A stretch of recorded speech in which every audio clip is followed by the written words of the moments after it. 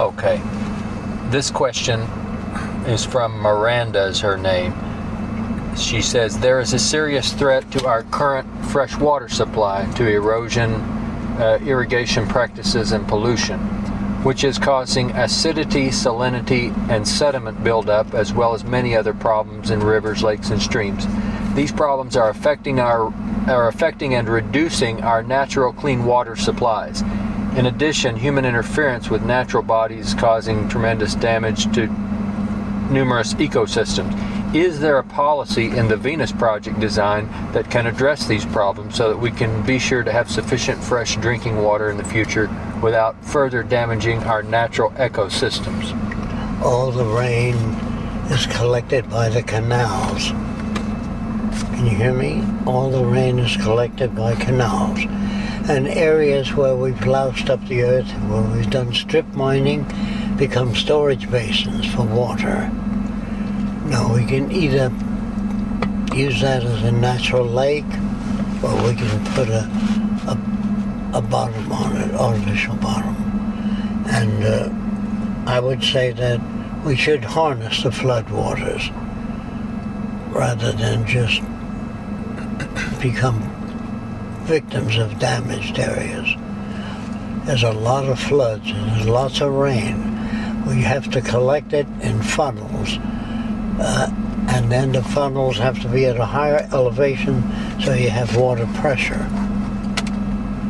The funnels would be on top of tanks and they'd be shaped like a funnel. They'd be about 20 feet in diameter to 25 feet in diameter. The amount of funnels would depend on the size of the population. Do you understand that answer? Okay. And besides, I have no power now, and I cannot legislate anything. You ask me if I was in charge what I'd do, that's what I'd do. Harness the floodwaters, collect roof water, but I'd make the roof out of tile rather than tar paper or whatever it is. The tile is cleaner. And then your gutters would be stainless steel, and there'd be cisterns for storage of water.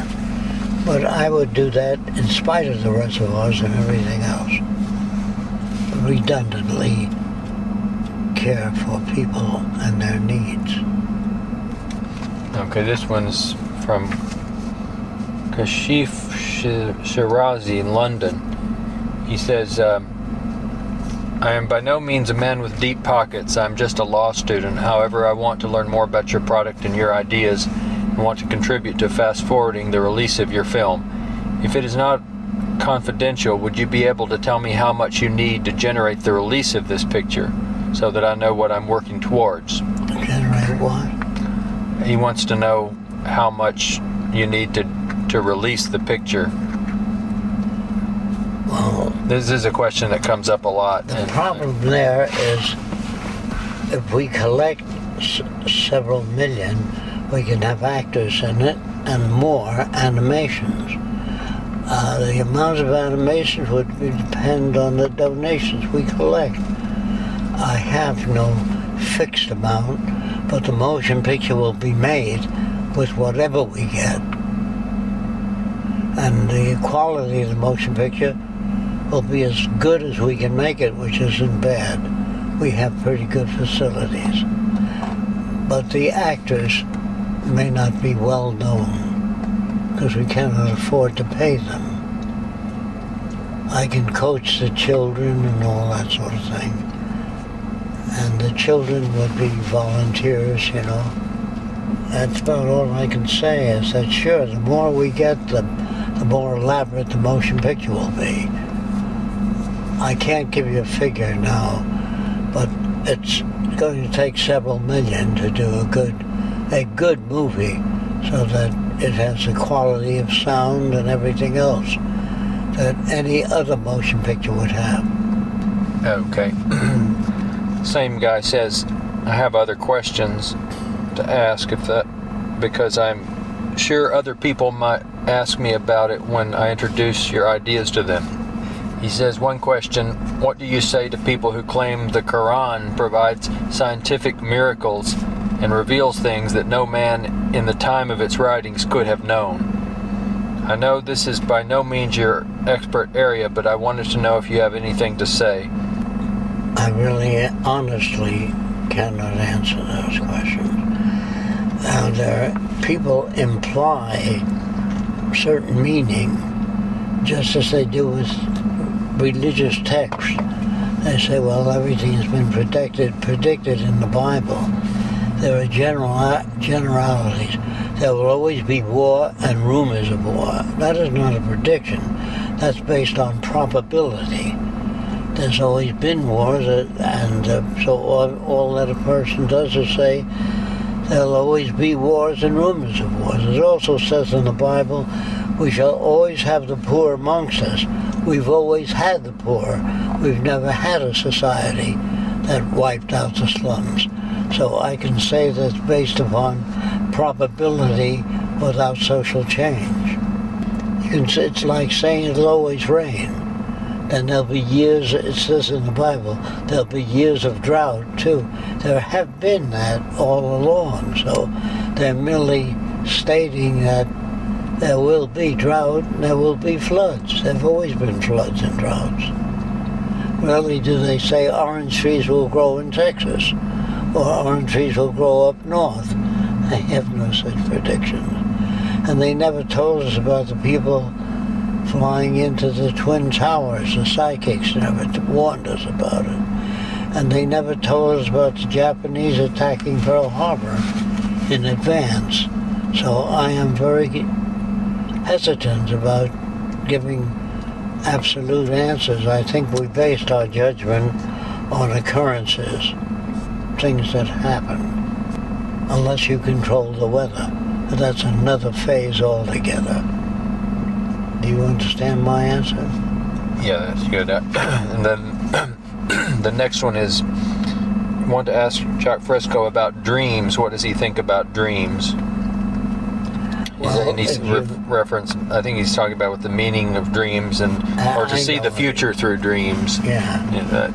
Well, what I can say is if you eat a lot of food before you go to bed, stuffs your gut, you might dream that an elephant's sitting on your chest and it's hard to breathe.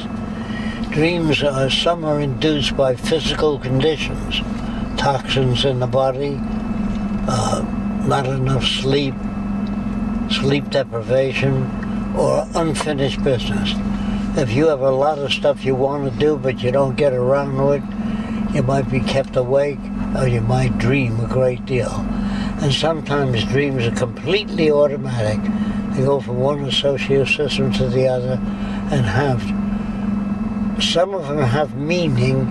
If you're sexually frustrated, your dreams might be managed due to your inhibitions, meaning a Catholic woman that has strong sexual desires would have to dream as though she were raped to be able to accept sexuality. And if she keeps dreaming those dreams, repetitive dreams, she might require that in real life to be held down. And even though she's married, her only sense of thrill might come through that method. And also, living in fear can induce certain dreams. Fear of starvation, fear of deprivation, fear of your husband leaving you. Sometimes it's based upon actual behavior, sometimes it's projected. When it's projected, it's called a mental disorder. But when it's based upon your husband not showing up till all hours of the night, and he says, I was out playing cards with the boys, he could have been out with a woman, so in that case, it's not always projection. Emotional insecurity can produce negative dreams. And also, you can elaborate upon your suspicions and make them so strong that you might kill the person, even though they've done nothing. So I can't answer that question with absolute conviction. In the frequently asked questions section, your responses to the consumption of animal protein was troubling. which says we cannot outlaw what people eat, but we can outgrow the need for eating animal protein. As a strong proponent for the consumption of animal fats and proteins as the most efficient way of obtaining vitamins, minerals, and calories needed for human nutrition, I find it hard to grasp the idea that we could install the manufacturing of synthetic proteins, especially considering our direct connection to the Earth's resources in attempts to survive, nourish, and grow. I agree with him until such time as we can. Yeah. But I think that in nanotechnology, eventually, we might be able to do that. But that remains to be seen. Okay. So at present, I would agree with that. Okay, here's someone from Israel. He has several questions. First question is about, he says, control. When a person feels he is not in control and a situation is bad feelings subjectively intensified. Social psychology. For example, if a road accident will be outside the control of the person will feel worse than if the accident occurs under his control and he was responsible for it. How in the world, where the machines are responsible for everything being done, would a person feel in control and not controlled? Well, when you get in an elevator, how often does it fail? When you get in public transportation, like trains and things, they don't fail that often. But if you're carried by a horse, it's slower and has other probabilities. And if you're walking, you can be hit by a vehicle or a horse, run away, you know what I mean? I can't really answer that unless he has a specific question. If machines operate well, if they have sufficient lubrication and there's no power failure, and if there is a power failure, if there's a redundant equipment that can operate on other types of fuel, I don't know. It depends on the complexity of the society you're living in. And it depends on the ability of the technicians of your society. But when machines do a great deal, if they do fail, they don't fail as often as people do. In other words, if an engine's fail on an airplane, you're in bad shape. But they seem to, in most instances, for the miles accomplished, they seem to be fairly safe for the amount of people they move a certain distance. Now, if you say, what about the time when machines fail? That's why we would turn out engineers and problem solvers to try to diminish the possibility of failure. And that's what's happened over the years.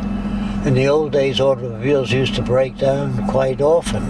Today, you get many, many miles if you can afford it.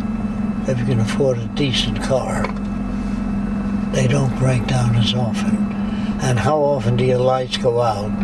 They go out in hurricanes, tornadoes, windstorms, but not always. But eventually, when the nation can afford it to technological development, they'll be able to bury their wires underground so the transmission lines are not blown over or earthquakes do not topple them. And when each house has built-in generators and storage systems, when we put up buildings that I call self-sufficient structures or total enclosure systems, it means that there's hospital facilities, shopping, food preparation in the apartments of the future. They won't have to travel different places. But you can if you want to. It depends on the state of technology at the time. That I can't determine. We may even kill each other in nuclear war. I have no control of that. So don't ask me questions that I don't have any more control than you do over. What about exceptions? What would happen if a murder occurs, out of envy or biological disease? Since there is no police, prison, or courts, who will catch the murderer? Will they punish him? Can we help him? Can we help him? If so, who will? Will there be a special organization to deal with that? During the transition, things will happen and people will be in prison or incarcerated. The transition is prior to establishing a resource-based economy. After the completion of a resource-based economy, the schools will raise children so they learn to appreciate different people of different color, and they will live together in peace. I don't imagine a person would want to hurt any other being that's extensional to them, unless there's a brain disorder. If there's a brain disorder, they'll be helped. And if it's an environmental disorder, say a strange environment in the future that we don't know anything about, a person comes from that environment and the behavior is erratic, I should say, I think we can help them. I don't see prisons, I see help. It's just like beating your car when it doesn't start. But if you know what to do, you can get your car to start. If you know who to call or what's wrong with it. The same with people. When you incarcerate them, you don't deal with the problem, you shut the problem up. Or you aggravate it. Assuming there will be items that would be borrowed, like how the library works today, and will be items given for good, who decides on items to take to the first category and which to the second? Is clothing such as hats can be taken freely or for good? Does recording studio microphones permanently or on loan will be given to completion of use? Who decides? Decides? That has to do with the educational institutions that are working on many students. So if there is a shortage, say, of cameras or TV sets or 3D dimensional displays, they go to schools first. The majority of people that have a need, those needs are met first. Do you understand that answer? Okay. That would be during the transition or scarcity of resources. And if there's scarcity of resources, that will be announced on every radio and every TV set that we have a scarcity, and it'll take 3 months to overcome that, barring other factors. But they will always level with you and tell you what the situation is. But they'll be working on it. You won't have to tell them, gee, work on this, or gee, I hope the government does something about that. The government, working with computers, will have their senses on everything and be able to manage those things that people need. We will use the polar regions to store surplus food as produced by all nations in stainless steel canisters, and we'll keep it buried in the south and north polar regions to be able to store food for indefinite periods of time. So in an emergency like an earthquake or Japan or China, we'll have access to the necessary materials. But we will come to those agreements and nations will join us. Those nations during the transition that do not join us do not have the advantages of joining. Do you understand that? If you don't want to join us, it's a cooperative venture between all the nations that join together. Those nations that wish to live independently will suffer. And in time, I feel most nations will join us because we do nothing to hurt anyone or exploit anyone. Okay. This next guy has a pretty long letter about communism and Marxism and everything. You want me to read it to you? Yeah, what does he want to know? I'll try to compress it. He says in the beginning that he's an advocate of he calls it an anarcho-communist. Yeah. He interacted with some people on the internet who are Venus Project, and he feels it's a good, nice concept. And does he want to know how it differs? Well, no. Let me read it to you because it goes into a lot of things. He says, everything I was seeing was looking great, and I thought, I wonder what their views on communists are. So he went to the frequently asked questions. See, he says, I can't help but point out and stress the differences between Marxism, Marxist-Leninism, and communism. He says, the frequently asked questions state many things about communism, like that it used money, had elected officials, military force, police, banks, etc. I fear that there has been a confusion between the idea of communism itself and Marxism or Marxist-Leninism, which were intended to be methods for achieving communism. I understand. A communist society would be stateless, therefore without a highly centralized government or elected officials. A communist society would also be structured around free access to resources subject to consumption, which is a similar idea presented in one of the aims of the Venus Project.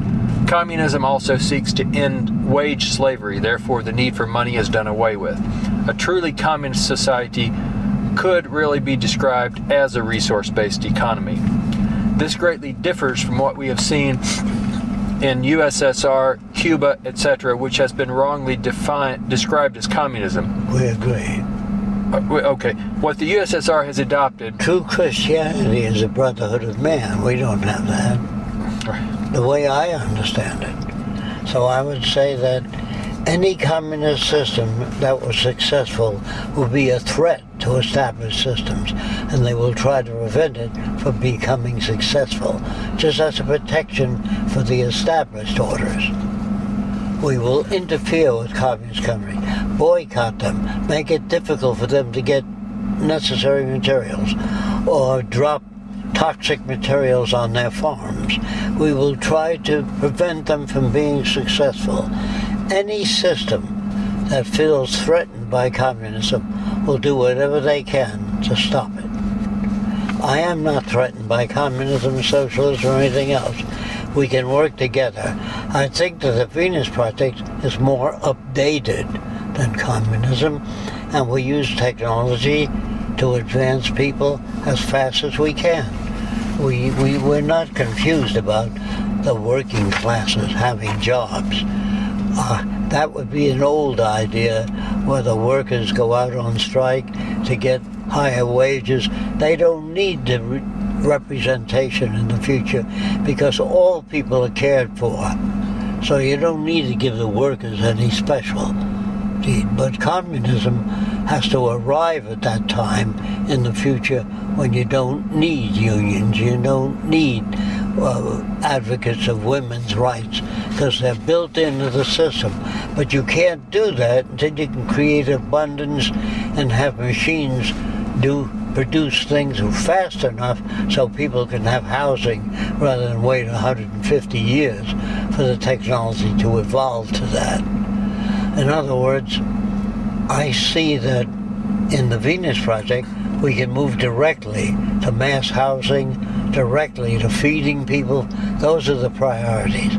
Feeding people first. So what we might do is develop extruded loaves that look like bread, but they're not bread. They contain all the vitamins. And if you put it in fluid, it expands and can be eaten as a soup, can be consumed as a soup. But an emergency kind of food would have to be made and hermetically sealed, so you don't need refrigeration in canisters or whatever other methods come at the time. So we must develop a system and store it for food, water. Those are the necessities. That would be number one priority, feeding people during the transition and catering to their health needs as best we can. He goes a little further on here. He's I think, in agreement with many things you're saying. He's just pointing out, he says that he feels Marxist-Leninism failed to apply Marxism effectively. Well, and that communism is... In those days, don't forget, they didn't have the technology we have today. Yeah. So their options were limited by remote conditions, terrible weather, droughts. They couldn't handle the wide range of things that were necessary to handle in order to make a secure society. Unless you can, the more things you control, I'm talking about the weather conditions, the more things you control like that, mass production, agriculture, the safer the society, the more secure. And the more knowledge you have, the more secure. And if people just join the party as communist members and they don't study agriculture, preservation of land, reclamation of wastelands, if they don't study that, I can't see it going anywhere. I think communists would study those things, but that depends on the leadership, how much technical background they have to know what's important. I don't think people today know what priorities mean. Let's see, I'll get to his question at the end, which says, he points out similarities between the Venus Project and Marxism. Says that both uses a transitionary steps, but where Marxism implements socialism in which the workers own the means of production, the Venus Project uses machines to replace the need of worker-operated means of production. Right. Both encourage open access to services like healthcare, etc. Yes. He says, I think what you should be trying to do is cooperate with Marxists who may find they share a lot in common with you, albeit you provide a slightly more stable solution. They don't.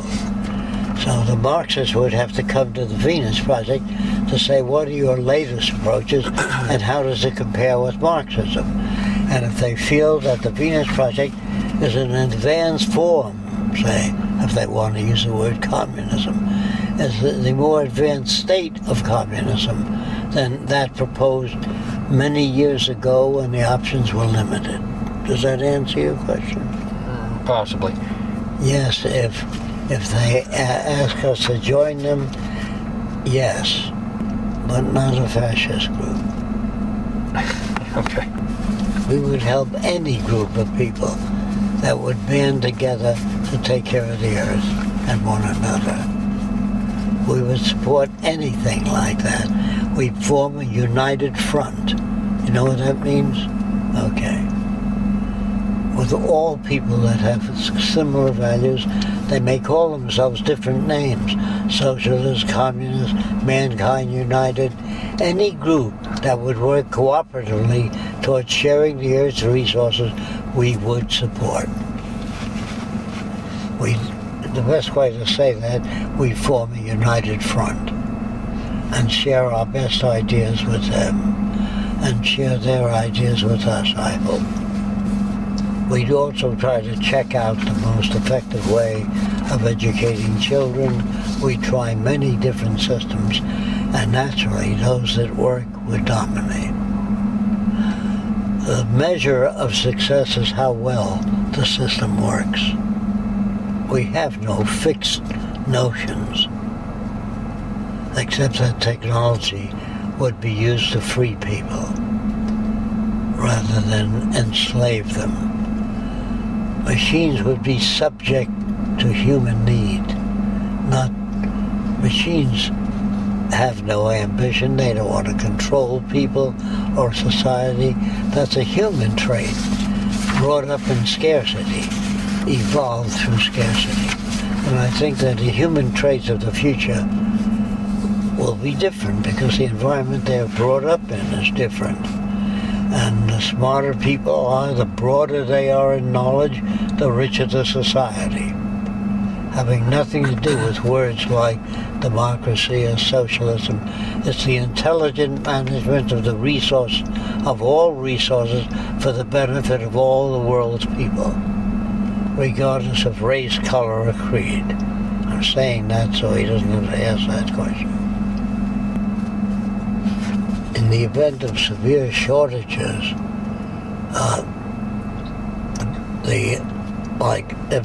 if there were a shortage of anything, eyeglasses or anything at all, the people that would be given eyeglasses are people that do more social service, if there were such a thing. Or else that you'd wear your eyeglasses, but during the night when you're asleep, someone else be given those things. a better use of resources, a more intelligent management. But there'd be no such thing as an upper class. Like, unless you were head of the Department of Agriculture and you were in charge of increased food production, you'd be given eyeglasses or hearing aids. If your behavior were a priority form of behavior, not because you're a member of my club or my family. There are no elitists of any kind, technical or otherwise, unless there's a shortage or scarcity. You do that if a ship sinks, rather than women and children first. You ask people, anybody know how to navigate at sea? Get on the boat, one person. Does anybody know how to catch fish or birds at sea? Get on the boat, then women and children. I don't know what women and children first means. I don't know how just the future will be, but this is my concept of being just, if you want to use words like that, or concern about people. This is the best answers I have. If you have better ones, please submit it. I always ask other people, what are your alternatives? What do you offer? If they have no alternatives, then pose the question and see if I answer it sufficiently for you. Are the answers perfect? No, they're the best I know of up to now. When we have an open system, it's not rigid. I actually said on TV that communism is far better than the free enterprise system. No question about it. As corrupt or insufficient as it may be, it's far better than the free enterprise system. But a resource-based economy far exceeds the aims of the early Marxists.